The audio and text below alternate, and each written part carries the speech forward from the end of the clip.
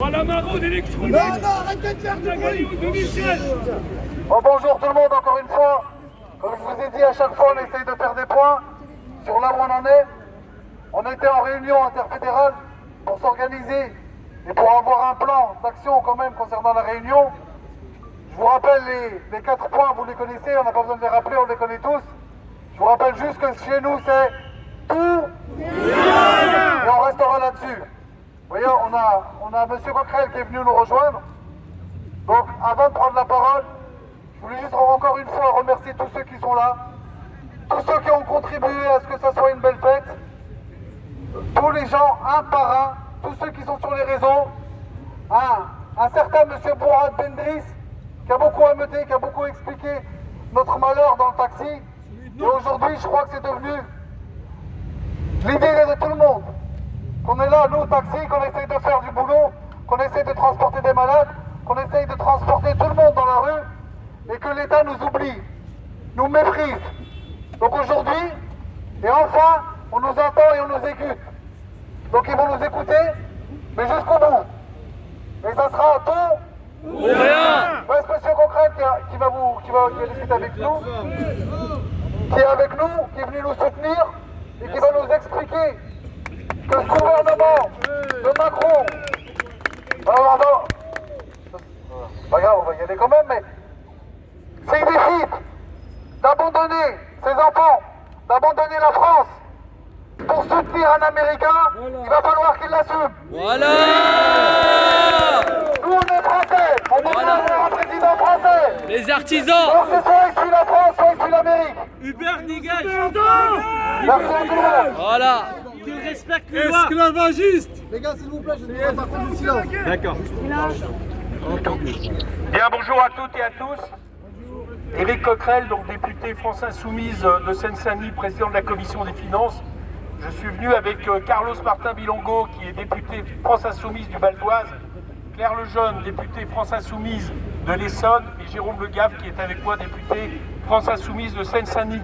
Et on vous apporte ici le soutien plein et entier. Merci. Pourquoi on vous soutient ?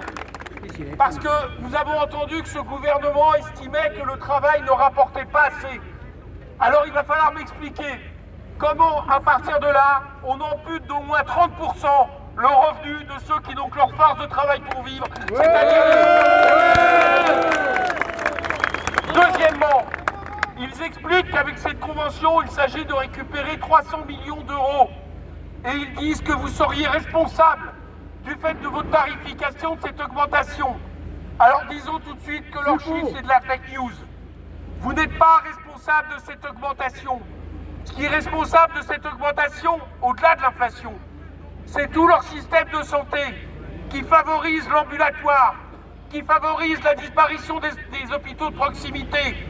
Et donc à partir de là, il ne faut pas être matheux quelque part, excusez-moi par rapport aux matheux, pour comprendre que s'il y a des parcours plus longs, ça coûte plus cher. Voilà. C'est eux qui sont responsables de cette question.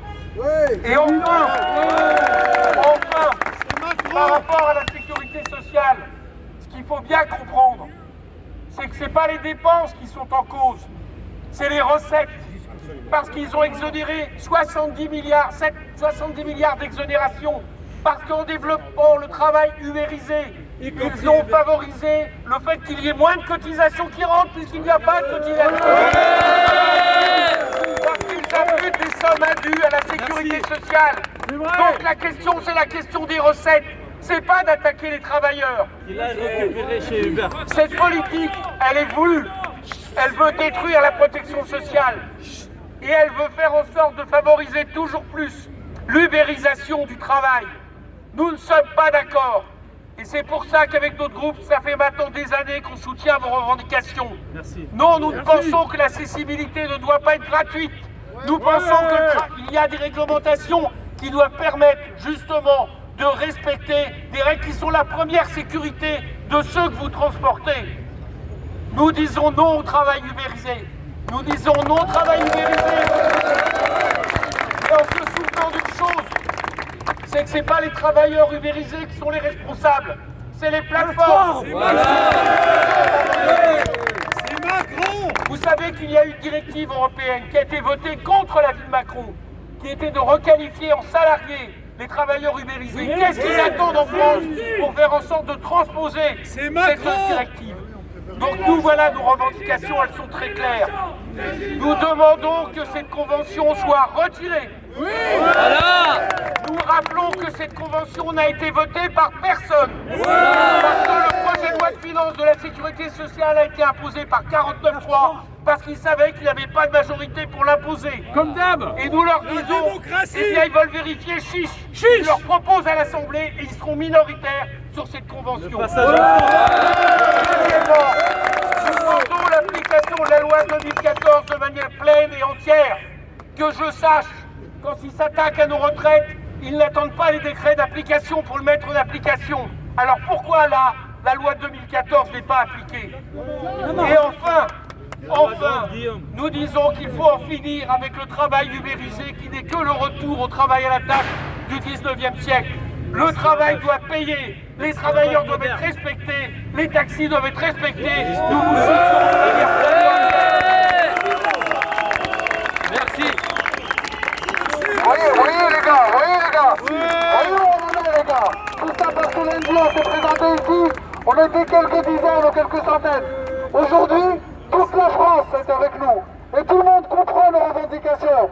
Vous voyez, on n'en est plus dans nos voitures à discuter entre nous, autour d'un café en se disant l'État nous méprise et nous oublie.